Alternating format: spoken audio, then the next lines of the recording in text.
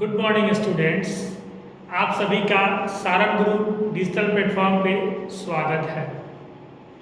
आज मैं class 12 English का जो दूसरा बुक है उस बुक के पहले चैप्टर को लेकर के आया हूँ मैं, और उस बुक का नाम है स्टोरी ऑफ इंग्लिश।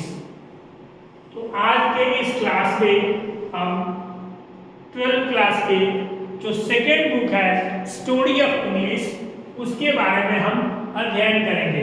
जैसा कि आप जानते हैं कि इसमें हम कैसे इंग्लिश का हिस्ट्री हुआ, कैसे इंग्लिश की शुरुआत हुई, इंग्लिश का कैसे इवोल्यूशन हुआ, कैसे इसका एक्सपेंशन हुआ, इसके बारे में अलग अलग पीरियड वाइज इंग्लिश का क्या क्या इस सोसाइटी पे इन्फ्लुएंस रहा, उसके बारे में हम अध्ययन करेंगे। तो सबसे पहले हम जानेंगे कि इंग्लिश है क्या। तो इंग्लिश जो है वो एक फॉरेन लैंग्वेज है। English is an international language. अब देखिए, इसको इंटरनेशनल लैंग्वेज क्यों कहा गया? इंग्लिश को इंटरनेशनल या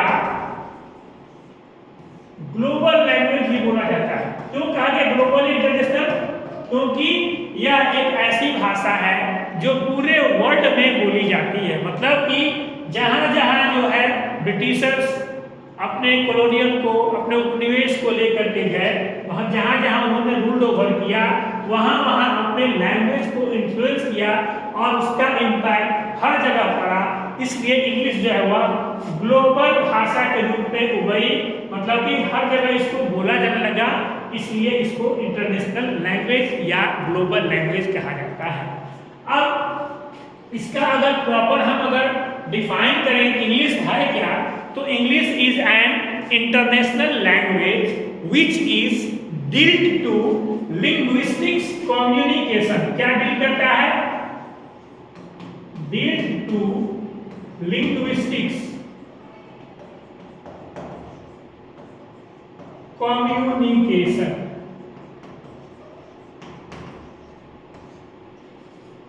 इंग्लिश क्या है? एक इंटरनेशनल लैंग्वेज है जो लिंग्विस्टिक कम्युनिकेशन को डील करता है।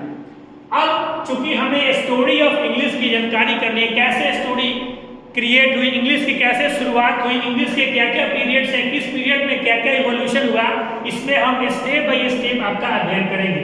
तो जो हमारा पहला सेगमेंट है स्टोरी ऑफ इंग्लिश का, वह है historical development of language. Language का कैसे डेवलपमेंट हुआ, हिस्टोरिकल डेवलपमेंट कैसे हुआ, यह स्टोरी ऑफ इंग्लिश में हम पढ़ेंगे। अब थोड़ा सा इसको हम एग्जामिनेशन पॉइंट ऑफ व्यू से लेकर के आपके पास चलते हैं, क्योंकि इस स्टोरी ऑफ इंग्लिश जो सेकेंड बुक आपके है क्लास 12 की, इससे जो क्वेश्चन पूछा जाएगा वह 10 से लेकर के 15 मार्क्स का क्वेश्चन पूछा जाएगा। इस 10 से 15 मार्क के क्वेश्चन में क्या क्या पूछा जा सकता है? आपको एमसीक्यू बेस्ड क्वेश्चन भी पूछे जा सकते हैं। एमसीक्यू बेस्ड क्वेश्चन भी आएंगे, और दूसरा शॉर्ट या लॉन्ग, जो कि 5 मार्क्स का हो सकता है। अब इसमें किसी पीरियड के बारे में पूछेगा कि what was the period of old English, what was the period of modern English या middle English. Please write the key points of evaluated things in the period of old English, middle English और modern English. तो हम अलग अलग जो English के अलग अलग पीरियड जो डिवाइड किए गए हैं, जो हिस्ट्री है, वह इस पीरियड में ये इवैल्यूएशन हुआ, इस पीरियड में ये इसका ग्रोथ हुआ, डेवलपमेंट हुआ, उसको वन बाय वन हम सेगमेंट अध्ययन करेंगे। तो सबसे पहला जो है वो हिस्ट्री ऑफ इंग्लिश को 3 पीरियड में डिवाइड किया गया। कितने पीरियड? Divided into 3 periods. 3 अलग अलग पीरियड में story of history of English को डिवाइड किया गया। तो जो हमारा पहला पीरियड है इंग्लिश का, वह है ओल्ड इंग्लिश। क्या है? ओल्ड इंग्लिश, जिसका समय होता है AD 449 टू AD 1066। ध्यान से याद रखिएगा, ऑब्जेक्टिव क्वेश्चन में पूछा जाएगा कि what was the period of old English, then at the time of questioning you can give the answer, you can write the answer. The period of English was, Old English was AD. अब AD और BC आपको पता होगा। BC और AD क्या है? AD का मतलब होता है आफ्टर डेथ और BC का मतलब होता है बिफोर क्राइस्ट। मतलब कि ईसा मसीह के जन्म के पहले का जो पीरियड है वह BC के रूप में जाना जाता है, और ईसा मसीह के बाद का जो पीरियड है, मतलब मृत्यु के बाद का जो पीरियड है वह है AD। तो यहाँ पर AD 449 से लेकर के AD 1066 का जो पीरियड है वह हमारा ओल्ड इंग्लिश पीरियड है। यहाँ तक क्लियर हो गया? What is the period of Old English? Then you can write the period of Old English is AD 449 to AD 1066। ठीक है? जो दूसरा हमारा पीरियड है वह है मिडिल इंग्लिश। मिडिल इंग्लिश का एक्चुअल टाइम क्या है? तो AD 1150 मतलब कि 1150 से लेकर के 1500 साल का जो समय है वह हमारा किसके लिए है? मिडिल इंग्लिश को रिप्रेजेंट करता है। क्या करता है? The representation of Middle English period is AD 1150 to AD 1500। यहाँ तक क्लियर हो गया? आगे बढ़े? ओके। अब जो हमारा तीसरा पीरियड है हिस्ट्री ऑफ इंग्लिश का वह है मॉडर्न पीरियड, आधुनिक काल। अब आधुनिक काल मतलब जो मॉडर्न इंग्लिश पीरियड जो है वह कब से कब तक लिया गया? तो मिडिल इंग्लिश चूंकि 1500 में फिनिश हुआ, खत्म हुआ, तो यहाँ से हमारा मॉडर्न इंग्लिश पीरियड चालू होता है कब तक? ऑनवर्ड्स, अब तक। मतलब कि 1500 AD से लेकर के अभी तक का जो हमारा समय है, जो पीरियड है, जो काल है, वह मॉडर्न इंग्लिश का काल है। ठीक है? तो ये था हमारा हिस्ट्री ऑफ इंग्लिश, जिसको कि 3 मेजर अलग अलग पार्ट और पीरियड में डिवाइड किया गया। पहला जो हमारा पीरियड था वो ओल्ड इंग्लिश था, दूसरा जो हमारा पीरियड था वो मिडिल इंग्लिश था, और जो हमारा तीसरा पीरियड है वह मॉडर्न इंग्लिश है। तो आज के पूरे क्लास में हम सिर्फ ब्रीफ इंट्रोडक्शन अलग अलग पीरियड्स के पढ़ेंगे। इसके अलावा मॉडर्न, मिडिल और ओल्ड इंग्लिश में क्या क्या एक्स्ट्रा इंफॉर्मेशन हुआ, क्या क्या एक्स्ट्रा डेवलपमेंट हुआ, वह चर्चा करेंगे। फिर हम नेक्स्ट क्लास में हम ओल्ड इंग्लिश को सेपरेटली पढ़ेंगे, उसमें क्या क्या डेवलपमेंट हुए, फिर मिडिल स्कूल में मिडिल पीरियड में क्या क्या डेवलपमेंट हुए, और मॉडर्न में क्या क्या हुए, वो अलग अलग सेगमेंट वाइज पढ़ेंगे। आज हम सिर्फ तीनों पीरियड के जो मेन जो हमारे फीचर्स है, जो मेन डेवलपमेंट प्लस उनका पीरियड ऑफ टाइम क्या है, इतना पढ़ेंगे। फिर सेपरेटली क्वेश्चनिंग के रूप में कैसे जनरेशन में हम लॉन्ग समरी के रूप में लिखेंगे, लॉन्ग क्वेश्चन अटेम्प्ट करेंगे, उसके बारे में हम करेंगे।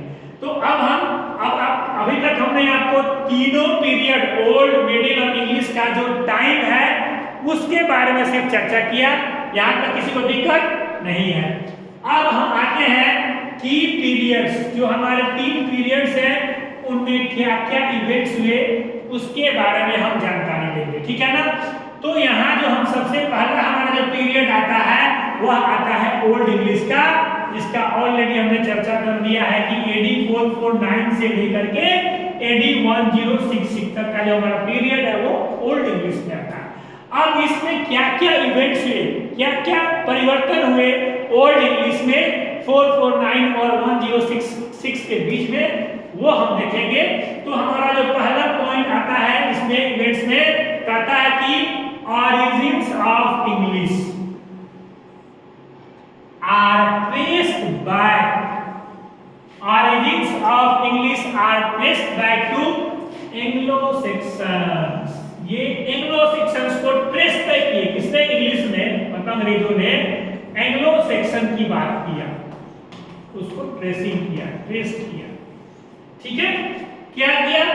तो इसमें सेक्शन एंग्लो सेक्शन को जब उन्होंने ट्रेस किया तो ये क्या किए?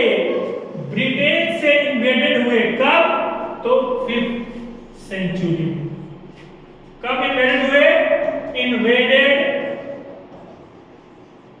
इन 5th सेंचुरी। ध्यान से रखना है इसको, की पॉइंट्स को वन बाय वन नोट करना है, ताकि जब भी अगर ओल्ड इंग्लिश का समरी पूछे या मिडिल ईस्ट पीरियड का समरी पूछे या मॉडर्न इंग्लिश पीरियड का समरी पूछे तो आप इस पॉइंट्स को 1 to 1 जिक्र कर सकते, ठीक है ना।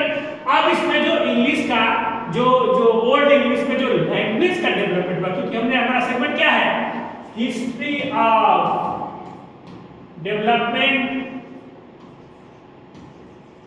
एंड लैंग्वेजेस, ठीक है ना। तो यहां पर ब्रिटेन से इन्वेडेड होकर कब हुए? तो 5th सेंचुरी में। लेकिन इनके जो लैंग्वेज थे वो कौन कौन थे? Dialects of English. लैंग्वेज के रूप में पहला जो था वो डायलेक्ट ऑफ इंग्लिश क्या किया? फॉर्म किया। एक इंग्लिश डायलेक्ट फॉर्म किया, किसके बेसिस पे? डायलेक्ट ऑफ इंग्लिश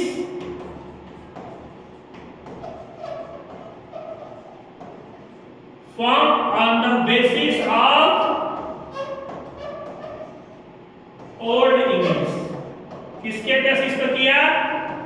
तो ओल्ड इंग्लिश के बेसिस पे लैंग्वेज ऑफ डायलेक्ट जो है वो डेवलप हुआ। क्लियर हो गया यहां तक? चलिए नेक्स्ट।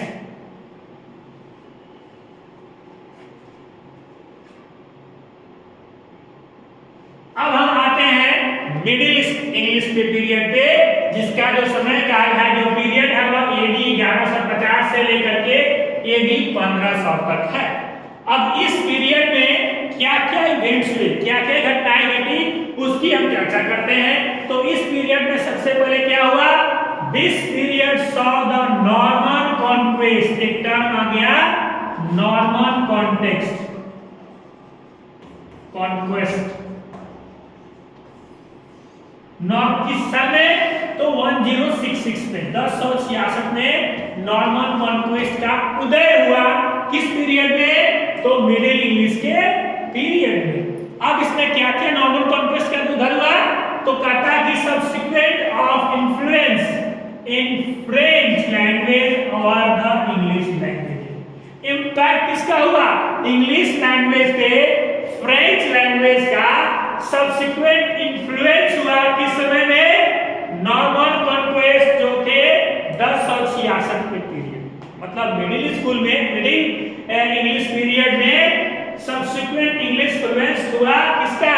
फ्रेंच लैंग्वेज का इंग्लिश लैंग्वेज के ऊपर इन द पीरियड ऑफ 1066। क्लियर रहेगा, ध्यान रहेगा। जो तीसरा डेवलपमेंट हुआ, कहता है कि क्या क्या अलग डेवलपमेंट हुए, की डेवलपमेंट ऑफ दिस पीरियड कौन कौन हुए? तो कहता है कि राइज ऑफ मिडिल इंग्लिश। यहाँ पे नॉर्मन कॉन्क्वेस्ट के फ्रेंच लैंग्वेज का अंग्रेजी के लैंग्वेज पर इंग्लिश लैंग्वेज पे जो इन्फ्लुएंस हुआ, उसमें सबसे जो पहला डेवलपमेंट हुआ की डेवलपमेंट के रूप में हुआ था राइजिंग ऑफ मिडिल इंग्लिश। यहाँ से हमारी मिडिल इंग्लिश की शुरुआत हुई। और जो दूसरा पीरियड है कि जैसे ही मिडिल इंग्लिश की शुरुआत हुई तो यह क्या हुआ? Gradually replaced old English. जैसे ही मिडिल इंग्लिश की शुरुआत हुई, वहां से ओल्ड इंग्लिश पीरियड को रिप्लेस कर दिया। क्लियर हो गया कि मॉडर्न मिडिल इंग्लिश पीरियड का जब इवोल्यूशन हुआ, जब शुरुआत हुई, तो वहां से अपने आप धीरे धीरे ओल्ड इंग्लिश का रिप्लेसमेंट हो गया, जिसमें फ्रेंच लैंग्वेज का, इसको ध्यान रखिएगा, impact of French language on English language. ध्यान रखिएगा कि ये जहां जहां भी गए ब्रिटिशर्स, जो ब्रिटिश अपने शासन करने के लिए वहां के वर्ड्स को इन्फ्लुएंस कर करके ले करके अपना एक नया लैंग्वेज क्रिएट कर दिया। ठीक है, इसलिए इंग्लिश का एक अपना एग्जिस्टेंस नहीं है, चाहे वो बोरोइंग वर्ड्स लिए गए हों या अदर तरीके के वर्ड्स को लेकर के अपना खुद का जो डेवलपमेंट कर लिया उन्होंने तो इस पीरियड में हमारे ये डेवलपमेंट हुए कि ओल्ड इंग्लिश का रिप्लेसमेंट हुआ, मिडिल इंग्लिश का आगमन हुआ, और सबसे बड़ा जो इम्पैक्ट हुआ, जो इन्फ्लुएंस हुआ, वह हमारा क्या हुआ, फ्रेंच का अंग्रेजी लैंग्वेज पे इन्फ्लुएंस हुआ। अब हमारा जो तीसरा पीरियड है जिसको हम लोग बोलते हैं मॉडर्न इंग्लिश पीरियड, जिसका समय काल है 1500 से लेकर के एडी 1500 से लेकर के ऑनवर्ड्स तक, अभी तक का जो हमारा पीरियड है वह हम मॉडर्न इंग्लिश को जानते हैं। ठीक है, अब इस पीरियड में क्या हुआ, invention of printing press, printing press का उदय हुआ किस समय, लेट 15th सेंचुरी। देर शुरुआत हुई कब, 15th सेंचुरी के लेट 15th सेंचुरी में शुरुआत हुई कहां पे, प्रिंटिंग प्रेस।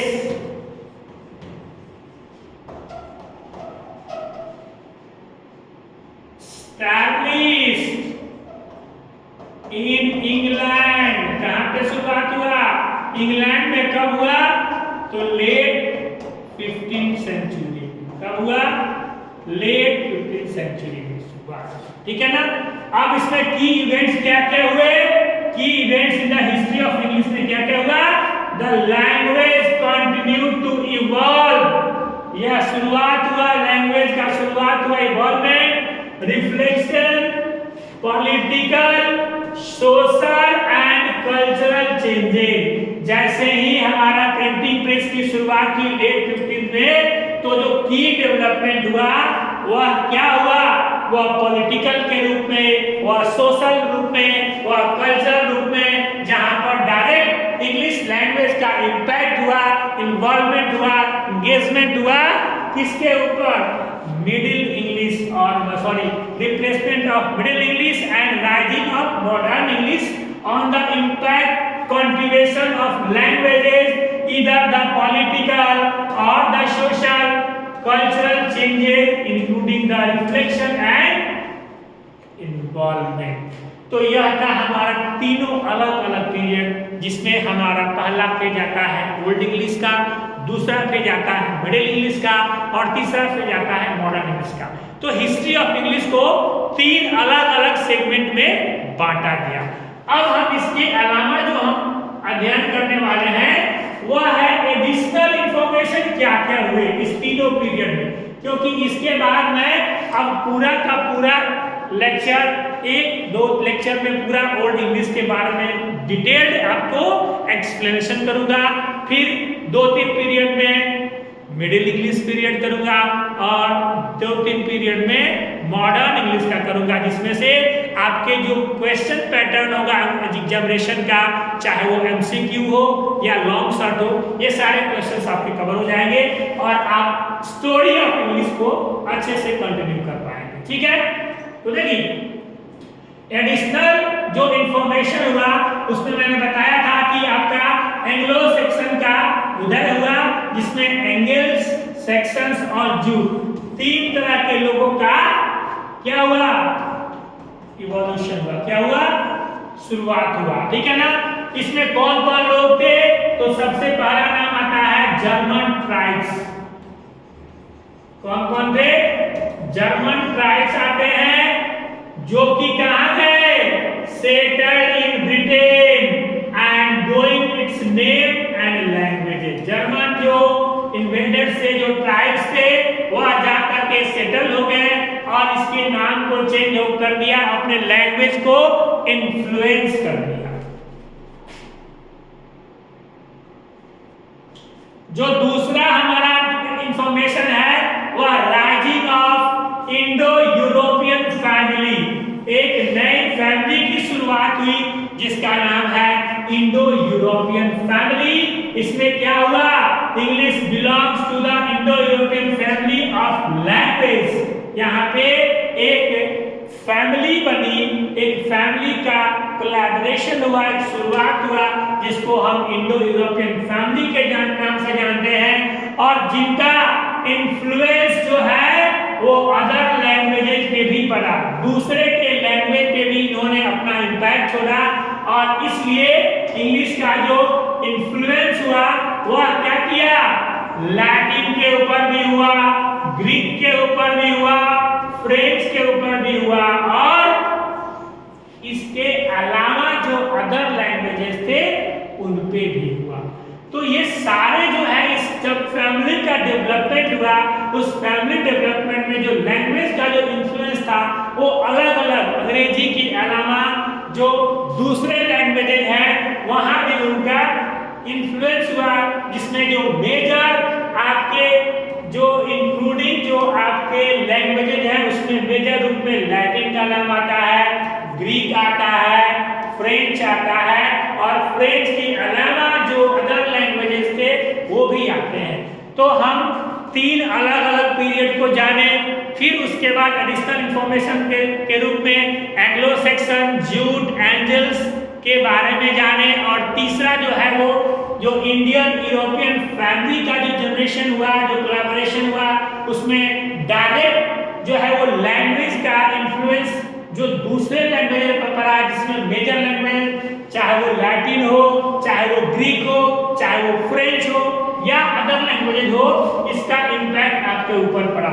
तो ये सारे हमारे जो हैं वो पीरियड वाइज मैंने अभी आपका डिस्कशन किया, जिसमें हमने क्या देखा, हमने यह देखा कि जो 3 पीरियड है उसका टाइमिंग क्या है, तीनों पीरियड के टाइम में क्या क्या जो है वो की डेवलपमेंट हुए, की फीचर्स इवॉल्वमेंट हुआ वो हमने देखा, और तीनों पीरियड के की डेवलपमेंट के अलावा एडिशनल इंफॉर्मेशन के रूप में क्या क्या हमने उसमें ऐड किया।